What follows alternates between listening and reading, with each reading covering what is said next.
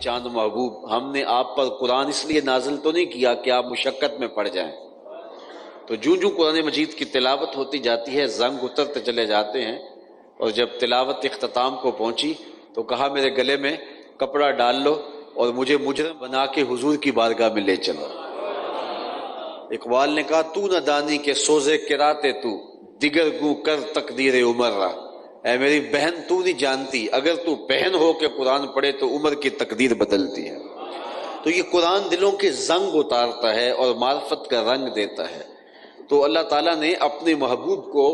کہا فذکر، کہ محبوب آپ نصیحت کیجئے۔ مفسرین فرماتے ہیں کہ نصیحت کے لیے جو نصاب اللہ نے اپنے محبوب کو دیا وہ قرآن ہے، تو قرآن کے ساتھ کی گئی نصیحت ضائع نہیں ہوتی، زائل نہیں ہوتی، وہ دلوں پر ضرور اثر چھوڑتی ہے۔ تو یہاں ہمارے لیے کتنی تسلی ہے اور کتنی تسکین ہے کہ ہم کتاب رحمت قرآن مجید کا درس اپنا شعار زندگی رکھتے ہیں، اور ایک عرصہ ہوا کہ یہ ڈیوٹی اللہ تعالیٰ نے ہمیں نصیب کی، تو کہا فذکر، آپ نصیحت فرماتے رہیے، ان نفعت ذکر، اگر نصیحت کام دے، سیذکر من یخشی، پھر محبوب کے قلب اطہر کو تسلی دی، اس لیے کہ جن سے مخاطبہ حضور کا تھا، جن کو حضور دعوت دین دے رہے تھے، جو حضور علیہ الصلوۃ والسلام کو قوم دی گئی تھی، جو ابتدائی لوگ حضور علیہ السلام کی دعوت کے مخاطبین تھے، وہ بڑے سخت لوگ تھے، اور ان میں ابو جہل، ابو لہب، عتبہ، عتیبہ اور ولید بن مغیرہ، کتنے کتنے سنگ دل اور کتنے کتنے سخت لوگ تھے، جن کے سامنے قرآن کی آیتیں پڑھی جاتی رہیں، صورتیں تلاوت ہوتی رہیں، چاند کے ٹکڑے ہوتے رہے، کنکر ہاتھوں میں کلمہ پڑھتے رہے، لیکن ان کے عقیدے جو کفر پہ جمے ہوئے تھے ان میں کوئی فرق نہیں آنے پاتا۔ تو اتنی سخت قوم ہو کہ حضور پڑھنے والے ہوں لیکن ان پر پھر بھی کوئی اثر نہ ہو، تو ایک طبیعت کے اندر بے چینی اور اضطراب تو پیدا ہوتا ہے۔ تو اللہ تعالیٰ اپنے محبوب کو تسلی دی، محبوب اگر یہ نہیں مانتے تو ان قریب ایسے لوگ بھی ہوں گے جو تیری نصیحت کو قبول کریں گے، اور پھر اسی مکے کی سرزمین میں اس نصیحت کو قبول کرنے والے لوگ بھی سامنے آئے، اور انہوں نے قرآن کو قبول کیا اور قبول کرنے کا جو حق تھا وہ ادا کیا، اور اپنی زندگیاں اس کتاب کے نام لگا دی، اور پھر حضور علیہ الصلوۃ والسلام کی زبان سے کی جانے والی تلاوت کے جب اثرات پھیلنے لگے اور مکے کے اطراف کے اندر جب اجالا پھیلا، تو سب سے زیادہ جن لوگوں نے اثر لیا وہ اہل مدینہ تھے۔ اور پھر انہوں نے عرض کی کہ حضور ہم کبھی کبھار آتے ہیں اور آپ کی زبان سے قرآن مجید کی تلاوت سنتے ہیں، اگر ہمیں ایک مستقل قاری دے دیا جائے، مستقل مبلغ دے دیا جائے جو اس صحیفہ نور کی تلاوت کرے اور ہمارے دلوں کے زنگ اتارے اور اللہ کی معرفت کا رنگ چڑھائے، تو حضور نے حضرت مصعب بن عمیر رضی اللہ تعالی عنہ کو ان کے ساتھ روانہ کر دیا۔ یہ پہلے مبلغ تھے جو دعوت کتاب اللہ لے کر کے مدینہ المنورہ میں پہنچے،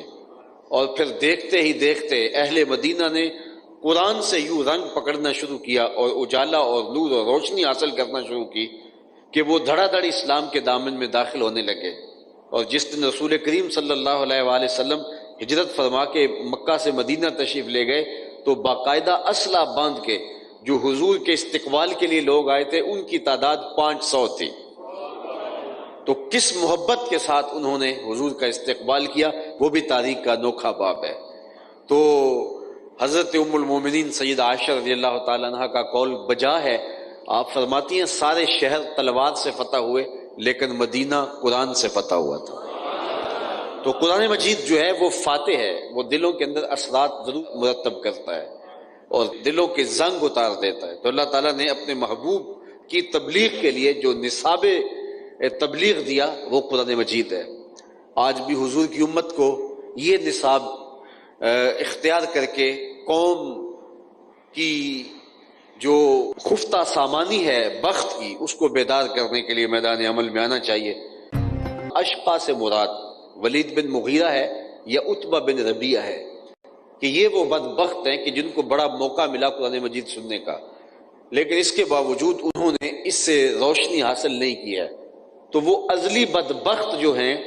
ان کو قرآن مجید سے بھی فائدہ حاصل نہیں ہوتا۔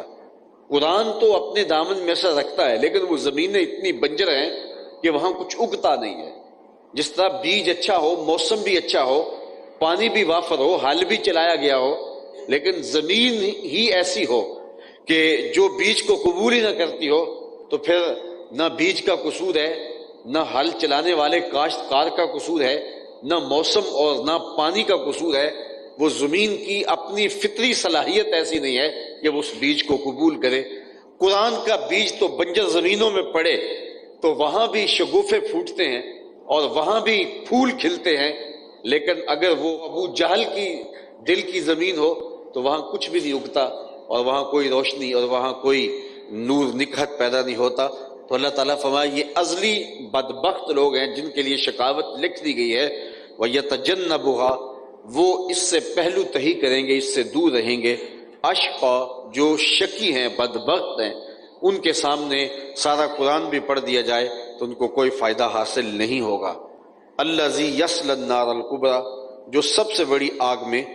جائیں گے، سب سے بڑی آگ میں انہیں جلسایا جائے گا۔ اگر انہوں نے اتنی بڑی حقیقت کا انکار کیا ہے تو پھر یہ نہیں ہے کہ انہیں نظر انداز کر دیا جائے گا، جزا و سزا مرتب ہی نہیں ہوگی، کہا ایسا نہیں ہوگا۔ اگر انہوں نے اس حقیقت واقعہ کا انکار کر دیا ہے تو ان کو سزا بھی بڑی ہے۔ دیکھو یہ وہ لوگ تھے جن کو اللہ تعالیٰ جل شانہ نے منتخب کیا، جو ہے کہ وہ اس دعوت کو سنیں، اور حضور علیہ السلام اللہ کے آخری نبی اس کائنات میں سب سے بڑا پیغام حق لے کر ان کی طرف آئے، اور ان لوگوں کو چاہیے تھا کہ حضور کے دست و بازو بنتے، اور انہوں نے انکار کر دیا۔ تو جنہوں نے انکار کیا انہیں سزائیں بھی بڑی دی جائیں گی، اور جنہوں نے اس دعوت حق کو قبول کیا انہیں صلہ بھی بڑا دیا جائے گا۔ اس لیے بلال حبشی کا نام قیامت تک باقی رہے گا، اور جنت میں رب ان کی ناز برداریاں جو ہے وہ کرے گا، اس لیے کہ انہوں نے اس دعوت کو قبول کیا۔ اور ابو جہل، ابو لہب، عتبہ، شیبہ سرداران قوم تھے، لیکن انہوں نے اس کتاب حق کو مسترد کر دیا تو وہ سزا بھی سخت کاٹیں گے، اذیت بھی ان کو بہت زیادہ سہنا پڑے گی، اور قیامت تک ان پر لعنت اور پھٹکار بھی پڑتی رہے گی کہ ان کے لیے یہ صحیفہ نور اترا، اور اس کے اولین مخاطبین وہ لوگ تھے، اور انہوں نے اس کو مسترد کر دیا، قبول نہ کیا۔ حالانکہ اس روشنی کو لے کے وہ نکلتے تو خود زمانے کے امام کہلاتے، دنیا آج انہیں سیلوٹ کرتی، انہیں خراج پیش کیا جاتا۔ جہاں حضرت ابو بکر و عمر، عثمان و علی کے تذکرے ہوتے ہیں وہاں ان لوگوں کے تذکرے بھی ہوتے، لیکن انہوں نے اپنے لیے بدبختی کو پسند کر دیا، تو اللہ تعالیٰ ارشاد فرماتا ہے کہ ان کو بڑی آگ میں ڈالا جائے گا۔ اب بڑی آگ میں جب ڈالیں گے تو یہ جلس جائیں گے، کا ایسا نہیں ہوگا۔ ثم لا یموت فیہا، اس میں وہ مریں گے نہیں۔ یہ نہیں ہے کہ آگ انہیں جلسا دے اور وہ بالکل اپنا وجود کھو دیں، پھر تو تکلیف ختم ہو گئی، کہا ایسا نہیں ہوگا۔ ثم لا یموت فیہا، اس آگ میں وہ مریں گے نہیں، اس لیے کہ مر گئے تو زندگی کی تلخیاں ختم ہو گئی، کیونکہ موت بھی تو ایک قسم کی راحت ہے۔ جب انسان تکلیفوں میں ہوتا ہے تو جب موت آ جاتی ہے تو جان چھوٹ جاتی ہے، لیکن وہاں اس عذاب میں مبتلا ہونے کے باوجود جو کہ اتنا شدید ہوگا کہ جس کا تصور ہی نہیں کیا جا سکتا، تو وہ اس آگ کے اندر مریں گے نہیں۔ مریں گے نہیں تو پھر جئیں گے، کہا ولا یحیا، جئیں گے بھی نہیں۔ جئیں گے اس لیے نہیں کہ جب آگ ہی آگ ہوگی، اور وہ اتنی سخت آگ ہوگی کہ اس دنیا کی آگ کے مقابلے میں وہ 70 گنا زیادہ تیز ہے، اور یہ آگ جلاتی ہے اور وہ ساتھ جسم کے ساتھ چپک بھی جاتی ہے۔ اس آگ کے اندر جو ان کے اطراف میں ہوگی 6 سمتوں میں ہوگی، اور اس میں ذلیل و رسوا بھی ہوں گے، چیخ و پکار بھی کریں گے، موت بھی نہیں آئے گی، بے ہوشی بھی طاری نہیں ہوگی، تو اس آگ میں ان کا جینا پھر کوئی جینا تو نہیں ہوگا، تو موت بھی نہیں ہوگی اور زندگی بھی نہیں ہوگی، تو گویا وہ ایک عجیب جو ہے وہ مخمصے کی صورت میں ہوں گے۔ یہ وہ بد نصیب لوگ ہیں جنہوں نے پیغمبر رحمت کی دعوت کو مسترد کر دیا، جو اولین مخاطبین ٹھہرائے گئے تھے انہوں نے اس دعوت کو قبول کرنے سے انکار کر دیا۔ یہ تو تذکرہ ہے ان بد نصیب لوگوں کا جنہوں نے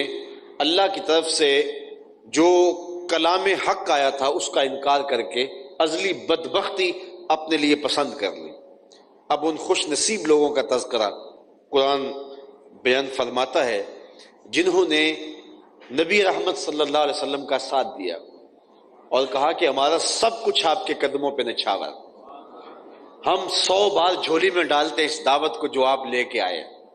اور اپنے دل، اپنا من، اپنا مال، اپنی جان، اپنا وقت، اپنی آبرو سب کچھ پیش کر دیا، ہمارا سب کچھ آپ کے لیے حاضر ہے۔ اور یہ خوش نصیب کون لوگ ہیں؟ قد افلح من تزکا، کامیاب وہ ہوئے جنہوں نے اپنے من کی ستھرائی کا سامنا کیا۔ یہ قرآن تزکیہ کرتا ہے، اور نبی علیہ السلام کی ذمہ داری ہے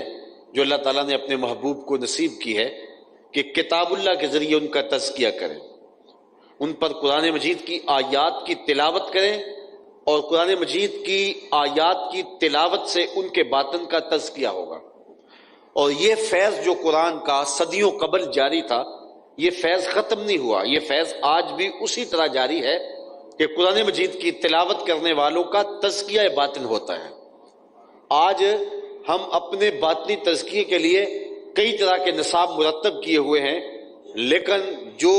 اسلام کو نصاب دیا گیا ہے وہ نصاب سادہ سا ہے کہ قرآن مجید کی تلاوت معمول زندگی بنا لیں۔ جب معمول زندگی بنا لیں گے تلاوت کتاب اللہ تو پھر خود بخود تزکیہ ہوتا چلا جائے گا۔ قرآن اپنا فیض دیتا ہے، اور قرآن مجید کی تو صرف سادہ تلاوت کریں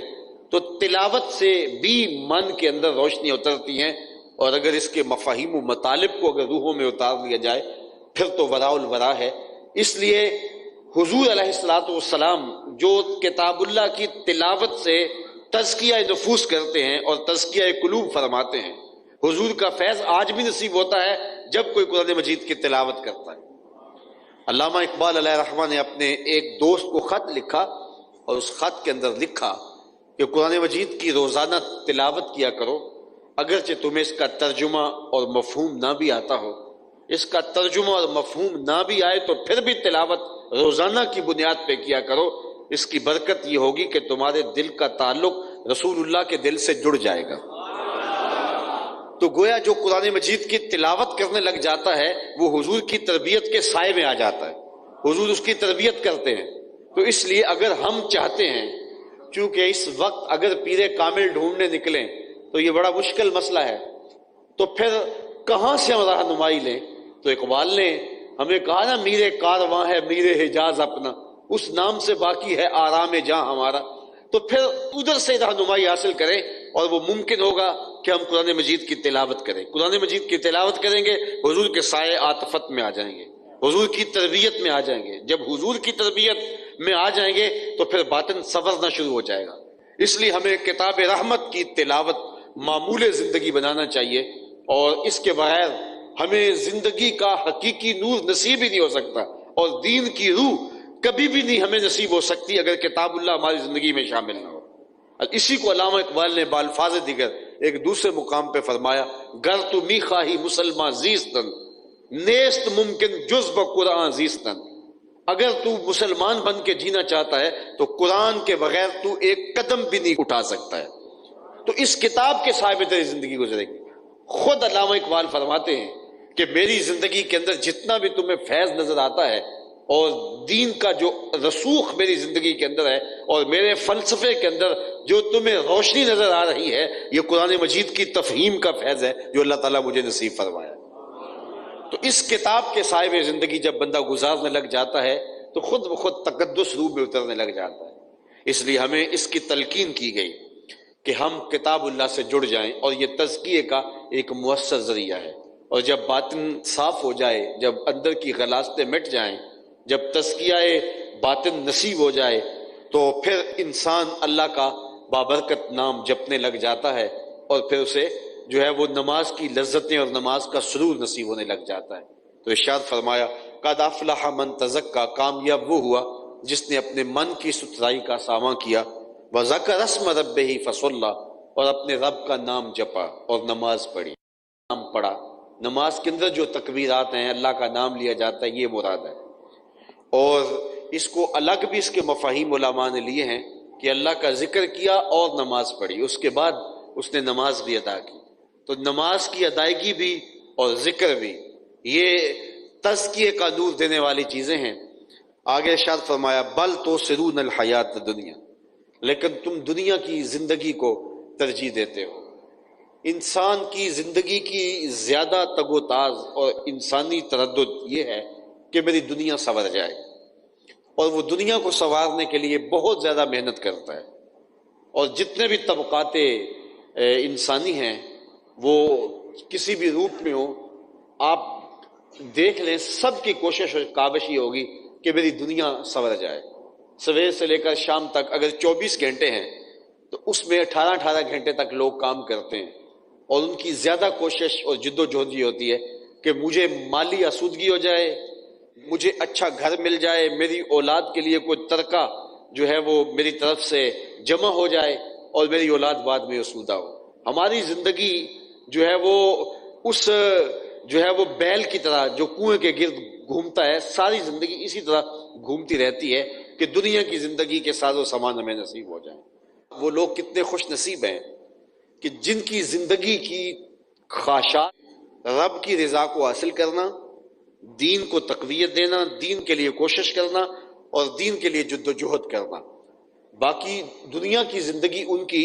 جو ہے وہ محروم نہیں رہتی، وہ اچھی زندگی دنیا کی گزارتے ہیں۔ اس لیے ہماری ترجیح آخرت ہو، ہم دین کے لیے، اللہ کے لیے، اس کی رضا جوئی کے لیے دنیا پہ بھیجے گئے ہیں، عبادت کے لیے پیدا کیے گئے ہیں، ہم انسانی ہمدردی کے لیے پیدا کیے گئے ہیں، لیکن ہم نے اپنا وہ وظیفہ اپنے ذمے لازم کر لیا جو اللہ کا وعدہ ہے، وَمَا مِن دَابَّةٍ فِي الْأَرْضِ إِلَّا عَلَى اللَّهِ رِزْقُهَا، زمین پہ چلنے رینگنے والی کوئی چیز نہیں جس کا رزق اللہ کے ذمہ کرم پہ نہ ہو، لیکن ہم اپنی ساری کاوشیں اور ساری صلاحیتیں، ساری جد و جہد، بڑے بڑے ذہین فتین سمجھدار لوگ وہ ساری کوششیں اس پہ صرف کر دیتے ہیں کہ پیسہ کیسے کمانا ہے، دولت کیسے کمانی ہے، مال کیسے جمع کرنا ہے اور کس طرح امیر بننا ہے۔ تو ساری زندگی کی قیمتی صلاحیت اس پہ صرف ہو جاتی ہے، جبکہ ہماری قد و کاوش یہ ہونی چاہیے کہ ہم اپنی آخرت کے لیے سوچیں۔ چونکہ انسان فطری طور پہ جو ہے وہ بے صبرہ ہے اور اسے اطمینان نہیں ہوتا تو وہ اس طرف بھاگتا ہے، تو اس انسانی فطرت کو اللہ تعالیٰ نے بیان فرمایا بل توسرون الحیات الدنیا، تم دنیا کی جیتی زندگی کی طرف، دنیا کی طرف بھاگتے ہو اور تمہاری ترجیح یہی ہے، جبکہ حقیقت یہ ہے والآخرۃ خیر وابقیٰ، آخرت بہتر بھی ہے اور دائمی بھی ہے۔ یہ کون کہہ رہا ہے؟ جو آخرت اور دنیا کو پیدا کرنے والا ہے۔ ہمارا جب پختہ اور واثق یقین ہے کہ ہم یہ کتاب اللہ ہے، اللہ کی پاکیزہ کتاب ہے اور جو کہتی ہے سچ کہتی ہے، تو ہمیں پھر ان آیات پہ زیادہ غور کرنا چاہیے اور اپنی ترجیحات آخرت کے لیے جو ہے وہ متعین کرنی چاہیے۔ دنیا کی زندگی کے لیے ہم کوشش ضرور کریں، ہمیں منع نہیں کیا گیا، ہمیں رزق کمانے کی تلقین کی گئی ہے، لیکن ہماری زندگی آخرت کے لیے گزرے۔ تو اللہ تعالیٰ فرماتا ہے والآخرۃ خیر وابقیٰ، آخرت بہتر بھی ہے اور دائمی بھی ہے۔ بہتر کہ ساری دنیا ایک پلڑے میں رکھ دی جائے، اور امام راضی فرماتے ہیں کہ آخرت کی ٹھیکریاں بھی ایک پلڑے میں رکھ دی جائیں تو وہ ٹھیکریاں زیادہ وزنی اور قیمتی ہیں، اس لیے کہ وہ دائمی ہیں، عارضی نہیں ہیں، اور دنیا کی ساری دولتیں بھی ہوں تو وہ عارضی ہیں، مستقل نہیں۔ دوسری بات وَأَبْقَى، دنیا ہے ہی عارضی، بڑا جی لیں گے تو 100 سال جی لیں گے، اس سے بڑا عرصہ تو نہیں جی سکتے، چلو ہو سکتا ہے کوئی 120 سال تک چلا جائے، اور جو اتنی زندگی پا جائے 120 سال تک چلا جائے تو اس کا تو انٹرویو کرنے آ جاتے ہیں کہ آپ کی صحت کا راز کیا ہے۔ تو 100 سال 120 سال یہ بڑی زندگی ہے، یہ بڑی کسی کو مل گئی، اس میں بچپن کی غفلت کے ایام بھی نکالیں، جو سو کے وقت گزارا وہ بھی نکال دیں اور بڑھاپے کے دھکے بھی نکال دیں، چلو آپ سمجھ لیں کہ ساری زندگی خوشحالی تخت پہ بیٹھے گزری ہے، تو 120 سال زندگی ہے، اور حشر کا صرف ایک دن 5000 سال کا نہیں، 500 سال کا نہیں، 50,000 سال کا ہے، 50,000 سال کا ایک دن ہے، اور یہ ساری زندگی 100 سال کی، 70 سال کی، 80 سال کی، 120 سال کی لگا لیں، اور وہ صرف ایک دن 50,000 سال کا صرف ایک دن، اور اس کے بعد موت کو موت آ گئی اور پھر نہ ختم ہونے والی زندگی۔ تو ذرا آخرت کو ایک پلڑے میں رکھا جائے اور ایک پلڑے میں دنیا کو رکھا جائے، دنیا کی زندگی کو رکھا جائے تو کوئی اس کی حیثیت نہیں بنتی۔ کوئی صحرا کے اندر تنکا پڑا ہو تو اس تنکے جتنی بھی حیثیت نہیں رکھتی، چونکہ اس کا مقابلہ اس سے ہے جو نہ ختم ہونے والی زندگی ہے، جس کا ایک دن 50,000 سال پر مشتمل ہے۔ صرف اس ایک دن کے مقابلے میں ساری زندگی کو رکھا جائے تو اس کی حیثیت کوئی نہیں بنتی۔ تو پھر اصل زندگی تو وہ آخرت کی زندگی ہے جو نہ ختم ہونے والی ہے۔ تو چند لمحوں کی جو زندگی ہے، چند ساعتوں کی جو زندگی ہے، اس کے لیے ہم 24 گھنٹوں میں 18 گھنٹے محنت کرتے ہیں، اور وہ جو زندگی ختم ہی نہیں ہونے والی، جو ابدی ہے، سرمدی ہے، جس کا نقطہ انجام کوئی نہیں، اس کے لیے ہماری کوشش، ہماری جدوجہد، ہماری تگ و تال، اور اس کے لیے ہماری کمائی کیا ہے۔ تو ہم نے خود سوچنا ہے۔ کتاب رحمت نے ہمارے سامنے آئینہ رکھ دیا، بل توثرون الحیات الدنیا والآخرۃ خیر وابقی۔ پھر آگے فرمایا ان ھذا لفی الصحف الاولی۔ یہ جو ہم نے یہاں بیان کیا ہے، یہ ہم نے صرف یہاں بیان نہیں کیا، اللہ تعالیٰ ارشاد فرماتا ہے یہ ہم نے پچھلے صحیفوں میں بیان کیا ہے۔ صحف ابراہیم و موسیٰ، حضرت ابراہیم علیہ السلام اور حضرت موسیٰ علیہ السلام کے اوپر جو صحیفے نازل ہوئے، ہم نے ان کے اندر بھی یہ سب کچھ لکھا ہوا ہے۔ اب آپ کی مرضی ہے کہ آپ اپنی زندگی کو کیسے گزارنا چاہیں گے، آپ اپنی آخرت کے لیے کچھ کرنا چاہیں گے یا نہیں کرنا چاہیں گے۔ یہ رب نے دنیا پر اختیار دیا ہے کہ اب تمہیں میں کچھ نہیں کہتا، تمہارے قدم اٹھ کے جس سمت جانا چاہیں میں طاقت دوں گا، تم اپنی آنکھ کا استعمال جس طرح بھی کرنا چاہو میں بینائی نہیں چھینوں گا، تم اپنے ہاتھوں سے جو کام لینا چاہو میں ہاتھوں کے اندر جو پکڑنے کی قوت ہے اس کو زائل نہیں کروں گا۔ زبان سے قرآن کی تلاوت کرو یا غیبت اور چغلی کرو، میں زبان کی گویائی نہیں چھینوں گا۔ اب تمہیں میں نے پورا اختیار دے دیا ہے، لیکن بعد میں اس کا حساب لوں گا، ایک ایک عمل کا، ایک ایک حرکت کا، ایک ایک سکنت کا۔ تمہاری گزری ہوئی زندگی، تمہارے بولے ہوئے کلمات، تمہارے اٹھے ہوئے ہاتھ، تمہارے چلنے والے قدم، تمہاری اٹھنے والی نگاہیں، تمہاری سوچیں، تمہارے دل کی دھڑکنیں، تمہارے خیال و وسواس، ساری چیزیں جو ہیں وہ میرے قبضے میں ہیں، اور ساری چیزوں کا حساب میں جو ہے وہ تمہارا لکھوا رہا ہوں۔ کرامن کاتبین تمہارے کندھوں پہ بیٹھے ہیں۔ پھر اس کے بعد جب ساری چیزیں تشت ازبام ہو جائیں گی تو پھر میں تم سے حساب مانگوں گا کہ میں نے تمہیں آنکھیں دی تھی، ان آنکھوں سے تو نے کیا نظارے دیکھے اور کیا منظر تیری آنکھیں دیکھتی رہی، زبان دی تھی اس کا مصرف کیا رہا، ہاتھ دیے تھے ان ہاتھوں سے تو نے کیا کمائی کی، بدی کمائی یا تو نے نیکی کمائی، یہ اٹھنے والے قدم کن راہوں کے مسافر رہے۔ تو یہ مختصر سی زندگی ہے، اس مختصر سی زندگی کو اللہ اور اس کے رسول کی راہوں میں لگا دیں، کاروبار حیات بھی کریں، لیکن اتنا جتنی ہماری زندگی ہے، جتنا ہم نے یہاں رہنا ہے، اصل آخرت کی زندگی ہے۔ یہ قرآن مجید کوئی قصے کہانیاں نہیں ہیں، یہ کوئی ایسی بات نہیں ہے کہ جو ہواؤں میں کہہ دی ہو، یہ امر واقعی ہے، جو ہونے والا ہے، جو ہو گیا ہے، جو ہو رہا ہے، یہ سب قرآن بیان کرتا ہے۔ ہمیں قرآن نے پورا آئینہ دکھا دیا اور ہمیں اس دنیا کی زندگی کا نقشہ بھی بتایا، ہمیں آخرت کا نقشہ بھی بتایا، اور کہا کہ تمہارا رجحان ادھر ہی ہے۔ وہ ہم تمہارے نفسیات کو بخوب جانتے ہیں کہ تمہارا رجحان کدھر ہے، تم جو ہے وہ بڑی خواہشات کے بندے ہو، ہم جانتے ہیں اچھی طرح، لیکن ہم تمہیں اب بھی بتا رہے ہیں کہ آخرت بہتر بھی ہے، دائمی بھی ہے، ابدی بھی ہے، سرمدی بھی ہے، نہ ختم ہونے والی ہے۔ تو اگر تم ان باتوں پر یقین کامل رکھ لو گے اور اپنی آخرت کے لیے کوشاں ہو جاؤ گے تو پھر جو ہے وہ تم اچھے رہو گے، اور تمہاری زندگی جو ہے وہ آخرت کی زندگی بن جائے گی، اور دنیا کی زندگی بھی خراب نہیں ہوگی، تمہیں یہاں بھی اطمینان ہوگا، آخرت میں بھی طمانیت کا نور ملے گا۔ تو سورۃ الاعلیٰ ایک مکمل نصاب ہے ہماری زندگی کا، جو انسان کو حکم نامہ دیا گیا اللہ کی تسبیح بولنے کا، اور پھر آخرت میں اس کو بتایا گیا کہ تیری زندگی سمٹ کے بالکل موت کی آغوش تک پہنچنے والی ہے، تو اپنی زندگی کو اس ڈھب سے گزار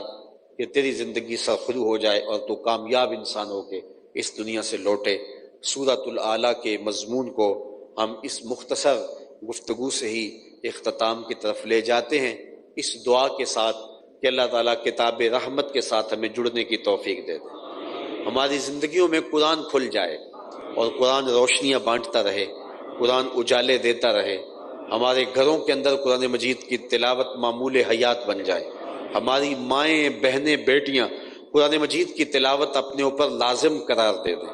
اور مالک ماؤں کو اپنے بچوں کی تربیت قرآن کی لوریوں سے کرنے کی توفیق دے دے،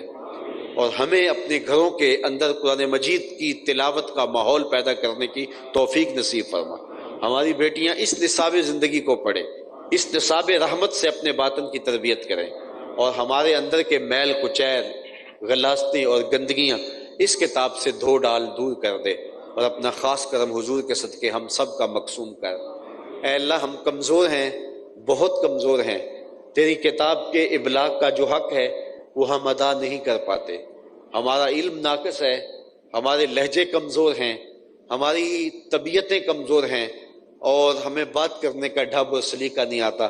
لیکن مالک تو ہمارے دلوں کو جانتا ہے، تیری کتاب کے پیغام کو منتقل کرنے کے جذبے فراواں جو سینوں میں رکھتے ہیں، اس کے صدقے سے اے اللہ ہمارے لہجوں میں تاثیر رکھ دے، اور ہماری کہی ہوئی باتوں کو روحوں میں اتار دے، اور اس کتاب رحمت کے ساتھ ہمیں خود بھی اور پوری امت مسلمہ کو جڑنے کی توفیق عطا فرما۔ احالیان ڈسکا کو اس کتاب سے جو محبت اور جو ربط و رشتہ ہے کہ 13 سال سے مسلسل اس کتاب اللہ کے پیغام کو سن رہے ہیں، مالک تیری بارگاہ میں دعا ہے کہ ان